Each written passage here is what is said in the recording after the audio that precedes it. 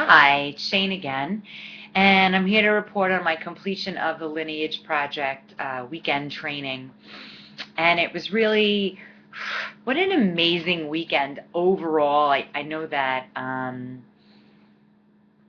really built some solid connections of other people that want to or who do work with incarcerated and at-risk or at potential youth. Um, and that alone is very special. And unfortunately, I had to leave a little early from the last day, so I felt a little torn from the whole weekend. But just reflecting on it today, I really miss the kids that I work with, and I'm really excited to use what I've learned in tomorrow's yoga class. And it was interesting because Booker and Chati, we were all demonstrating how our classes would go using the Lineage Project model. And they integrated some behavior issues that present themselves during classes that they've taught and observed. And it was amazing because I've experienced so much without even realizing, I'm a teacher, so I have classroom management skills, but what the children at August Acorn, where I teach yoga and acting, present with can represent a whole other element of trauma and of things that might represent in their lives that I never thought of before.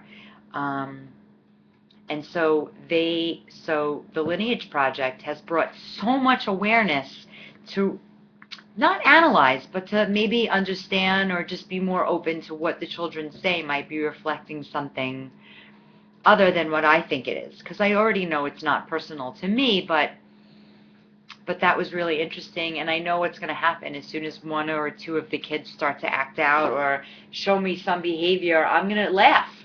Because what happened in class was we all started to laugh when we were presented with issues that the kids might typically present to us when teaching a class.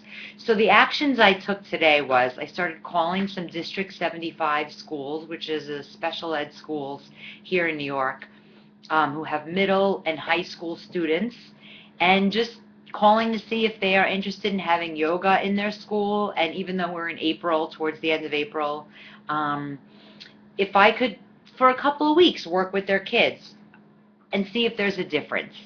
And what I'm hoping will happen is, A, there will be a difference, but also, B, I'll be able to get some research done and maybe some videotaping and maybe some feedback from the kids so I can go on to work on my action project, which is combining improv acting and yoga mindfulness into public schools in District 75 to maybe alleviate children getting arrested and being more mindful of the choices they make.